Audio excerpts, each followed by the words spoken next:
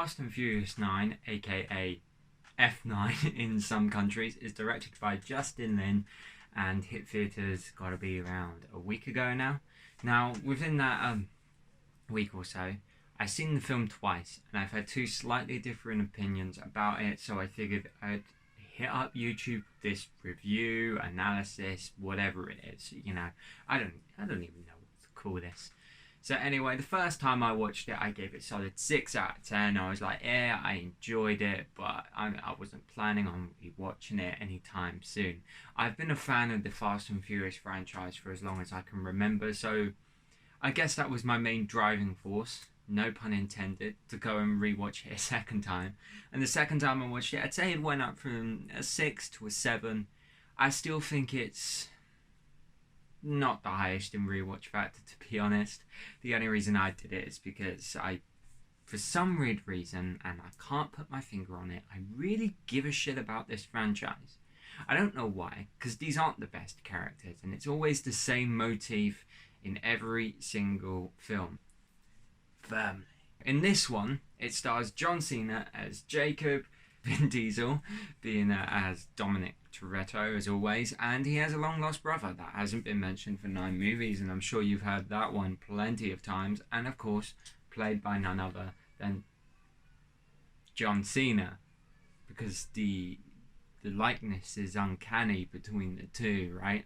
Hollywood casting is something else, isn't it? So anyway, so just sort of rolling with the punches. The film is basically about, John Cena, you know, John Cena's character Jacob does not really get on well with Dom. You know, he hasn't been mentioned in 9 films, so that much is clear, right? And there's some major plot to get this device, which they need to get 2 parts in the Q4 so that Jacob can take over the world or do something like that, and he's working with this rich guy, and yeah, I guess I gained a bit more respect for his plot in some mannerism in the second viewing, because you kind of are left wondering, why does he not talk out this falling out with his brother? The falling out, spoiler alert if you don't know, is that he does something to the engine of his father's car. And everyone knows the backstory to Dom's father. You know, he gets killed in this racetrack, and then Dom beats up the guy that supposedly did it and goes to prison. Blah blah blah. We've heard it all before. But then you'll find out in this one that Jacob had a hand in it, and it's sort of like I gained a bit more respect for Jacob's character arc just because it does actually mention that he was told by his father to not tell Dom for the reason that his father didn't want to break Dom's heart, which is kind of stupid because it was going to happen anyway, but I guess that's better than nothing, right? And the first time I saw it, I thought it was nothing. So the backstory is, it's kind of there. It's just not that well developed. All things considered, I would say the villains are probably the weakest bit of this film. They've got the rich guy, I don't even remember the name of. I mean, I don't know, maybe it's just me really not liking stuck-up rich people, and I guess that's why they made this guy the villain. But the problem when you just make a character a stuck-up rich villain with no motivation or no real reason is that that's all he is. He's just a rich prick we don't really care about. And those are kind of almost John Cena's words, not mine. Charlize Theron returns as Cypher, and she was in a box for the whole film. Now this kind of annoys me because Fate of the Furious kind of showed me that this character has some form of potential. I do think Cypher could be a really, really good villain, but both of these films, for some strange reason, seem intent of just keeping this character locked up in a cage. I get it, you know, she's a master hacker, so a lot of her stuff has to be done behind a computer screen, but you can't find an inventive way to do that? You gotta keep her in a glass box for 2.5 hours? I mean, come on. I mean, you're supposed to be Hollywood writers, come on, think of something. Get this character involved more, because right now, for this new trilogy, whatever they're doing, it's kind of disappointing. Another thing I picked up as well whilst we're on the bad, you know, this section of the video, this is just the bad stuff first. We're getting it out the way. I promise you I do quite like this film, but I'm just acknowledging all the bad stuff first, because this film is far from perfect and a lot of people are not going to enjoy it for many reasons. The primary reason being it's a Fast and Furious film. I felt as though a lot of the times in this film the editing was really weird. And I felt it decline near the end of the movie. And I'm not sure if this was just me or not. I felt as though like the first hour and a half was pretty decently edited. I mean, it didn't cut unless it needed to. The music suited the scenes and it was great. But it was like all of a sudden when they got to the third act, it got so choppy.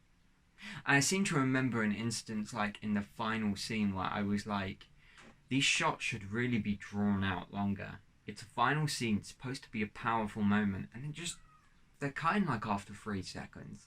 And I'm sort of just like, did the cameraman and the director not go, maybe we should drag on these shots a bit longer because it's supposed to be a powerful emotive scene? So it just kind of feels weird. I guess I felt myself being taken out of the experience. Even on my second viewing, I still felt as though that was the case when we hit the third act. Interestingly enough, that is a hard word to pronounce, Jesus. The moment they, spoiler alert, went to space, I'm sure you've heard all the reviewers by now saying, oh my god, yes, they go to space. It's absolutely ridiculous. It is ridiculous. I still have to admit, as a fan of this franchise, I love how over the top it is, but going to space was always supposed to be a joke. And now they've actually done it. It just kind of feels as though they're laughing at themselves. There's no respect there for the absurdity anymore. And I got taken out of the experience so much. I mean, I was laughing, but not in a good manner. That being said, it still has some of the absurdity that the Fast and Furious fans love, such as myself. It's just a shame that 95% of it was in the 2 trailers. Yep. Swinging from island to island on a rope. Yep. That was in the trailers. The stuff with the magnets. Yep, that was in the trailers. Someone being dive bombed onto a bloody school bus from like 10 stories up. That was in the trailers. You get the point. And not just that as well, the important story elements, the whole Han plot twist, yeah, that was in the trailers. The movie treats it as though it's supposed to be a plot twist, as though you're supposed to be surprised that this character's coming back. A character I love, by the way. And then all of a sudden it's kind of just like, yeah, he's back. But we showed you all of this already. So when it kind of happens in the film, you're sat there and you're like, this is supposed to be the big plot twist moment in the film, isn't it? But I don't feel for it because I've already seen it happen. I really hated what they did with Sean's character. Look, I think this might be a personal preference thing, but Tokyo Drift is a cult film. I think most Fast and Furious fans really love Tokyo Drift. I mean, it's just, the music's great, the acting isn't brilliant, the story isn't brilliant, but you can tell they made that film with a passion and that they really wanted to take a franchise to a different culture. And they didn't actually do what they did in this film and evidently shot the Tokyo scenes on set. No, for Tokyo Drift, you really got the impression that they actually went to Tokyo to shoot footage. They didn't do this here. And I felt myself being taken out of that again. There's a scene where Letty and Mia are just walking through the street and you're just like, this is so clearly a studio. It's so clearly a studio. They're not even trying to hide from it. And I thought as though that was really, really disappointing.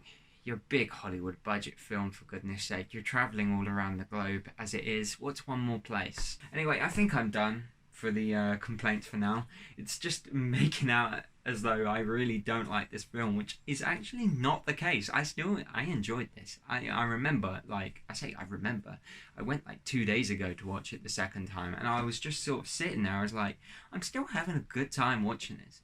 Maybe the absurdity of it, and me laughing at the absurdity, played the part. Maybe it's actually gone so over the top, I kind of just enjoy it for being over the top. I do think it does get too often overshadowed by Dom's story, and I do agree with many reviewers when they say Vin Diesel needs less creative control in the next few films. or the next film, because I think they're on about Fast 10 being the last one. You've either got to call that FX or you've got to call it Fasten Your Seatbelts. I mean, come on, there's no other alternative. Make it happen. I don't know, there's something about seeing all these characters together just on screen. I still find it really charming. I still find it really great. I love Ludacris's character and Tyrese Gibson's character. I always remember Tyrese Gibson's character is called Roman, but I never remember the name of Ludacris's character. Ever. Was it Tej? Yes, Tej. Tej and Roman. That's it. I love their dynamic. Like, I think they just have a really good chemistry, those two. They work really well together on set. And yes, it is absurd. Yes, it is stupid. They make the jokes about them being virtually invincible. It's way too on the nose, but at the same time, at least the Fast and Furious franchise knows what it is by now, and I guess at least in that manner they're not playing around. They know it's stupid. They don't care. I do think that is a problem, but I also think sometimes, especially when you've got two actors with really good chemistry such as that, it is refreshing, and it is nice for the audience. It does help take out from all the other backstory and other stuff that's happening. Even if they do it too much, they do it to a point where you start to feel as though it feels very forced. So again, you could argue that's not great, but there's no denying the chemistry between the two. I kind of like as well what they started to do with Letty a bit more in this film. I kind of just wish we saw it a bit more. You get like a scene at the start with Dom, which is starting to highlight her character, and she's like, oh, this is not who we are, when she's talking about like hiding. And then she has that scene with Mia where she talks about as well, and I'm like, this stuff is really good. This is really good stuff. Give me more. And the movie just never gives you more of that, which is kind of annoying. But it added an interesting dynamic to their marriage. It's just a shame it wasn't really explored as much as it could have been. I do think as though that could have been a really good emotive connection in the film for the audience. And they kind of skipped on that more than they should have. You gotta like the action in these movies. For the most part, it is just cars go vroom, do impossible stunts that do not make any sense and break all the laws of physics. And once you get to that stage, once you know that's all Fast and Furious is, you don't feel as taken out of the film anymore. You just find yourself sitting there enjoying it for what it is. An over-the-top catastrophe. And that is what Fast and Furious is and should be. I feel as though it does delve too deep into its story elements, or its attempt at story elements, too often. I do honestly feel as though these movies should just go all out with the absurdity, because F9 felt so close. It felt as though it was really, really trying to be absolutely chaotic, and then it kept on getting pulled back by the story that was going on. And the story wasn't necessarily bad. It was just too many different things happening at once to fit with all this chaos. I do think you have to either strike that balance, which they haven't struck yet, or they just have to go, fuck it, we're just going with the absurdity. And I do think for Fast and Furious, the latter is a much better option. So when we do get our absurdity and our action, I think it's very good. It is very good. It's just what you come to expect from Fast and Furious, and the second you can turn your brain off to accept it for what it is, you'll have a great time. I guess another talking point about this film as well is the music. Every Fast and Furious film seems to have a really good soundtrack. I don't know why. I don't know how they do it. They just always pull the rabbit out of the hat. They've always got good music. And this one is no different. I do feel as though there were times where it kind of felt as though they had less of it in than they normally would. And I wasn't entirely sure if that was a good thing or not. I could not make my mind up about it. But the music is great. So, there's that too. If you like a killer soundtrack in a film, F9 is a good soundtrack.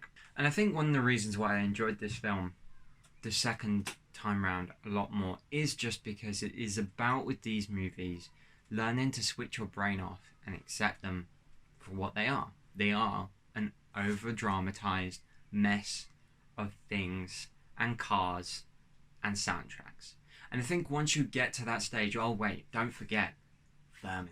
And I think once you get to that stage, you sort of start to understand it and appreciate it for what it is. You look at all of that and you go, it's a good time at the cinema. Nothing more, nothing less. It's a movie that you put on to switch your brain off and just enjoy. Or it's a movie you just put on in the background at home, you know, not sure what to watch. Let's put on Fast and Furious. We don't have to think too much when we watch it. You just watch it and you just have a good time watching it. Fast and Furious is that sort of franchise, and I do feel as though when you get to that stage as you watch these movies, you can just enjoy it a lot more. I guess the first time I didn't enjoy it as much is because I was expecting too much from this film. I really was. And I think a lot of the mediocre reactions, yes, this film probably does warrant the 60% it's got on Rotten Tomatoes, but I do think as well it is also a mix of, this movie was delayed so many times. There was so much hype built around this film, and I do think the marketing did not do it any favours. It spoiled way too much of this movie, and I do think the movie would have actually got a bit of a better response had the marketing been dialed down a bit. But all it did was create this massive hype train, and people expected something you were never gonna seen before. And granted, they did give us that with the whole space thing, but it kind of falls flat because of the fact that it was supposed to be a joke. So it kind of falls flat in that department. So people hype themselves up for a movie they think is going to be absolutely amazing. They think it's going to be a brilliant experience. I mean, you've got Vin Diesel and John Cena as your two titular characters, and they are as titular as they come. Those guys are massive. So yeah, I guess a lot of the experience was taken out of because of the hype. So yeah, I guess a lot of my first experience, and I do feel as though a lot of the experiences that people have had with this film have been partially taken out of because of how hyped up it was.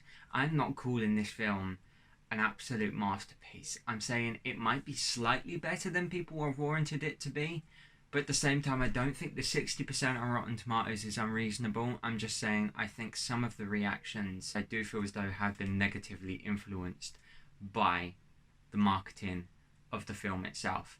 And it definitely didn't help that the movie had to be delayed as many times as it was.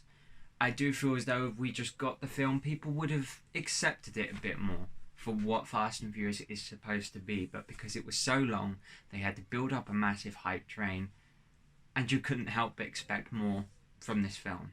But at the end of the day, I think once you start to look at it through the lens of it's a Fast and Furious film, it's gonna be stupid. It's gonna be absurd. You're probably gonna enjoy it a bit more. And I do think that is the correct lens to look through with regards to these movies. They know they're stupid. And I feel as though at this point in time, the audience, we should know they're stupid too. So anyway, I guess it turned into a full review of F9. Still not the biggest fan of that title, to be honest. It's kind of annoying. But yeah, I'm going to give Fast and Furious 9 a 7 out of 10. Personally, that is my experience. The first viewing was definitely a 6, but I felt as though, again, just that rewatching kind of reminded me that this is Fast and Furious. This is supposed to be stupid. I'm just going to treat it like it is stupid. And I enjoyed the film a bit more. So anyway, I haven't done a review like this on my YouTube channel in God knows how long, but I guess that's part of the deal in it. So anyway, make sure to like and subscribe, comment on what you thought of this video, you know, the usual YouTuber stuff. If you want more reviews like this, please let me know. I kind of like speaking to a camera and blabbling on about movies. I guess that's kind of the point of being a film student. See you guys in the next one.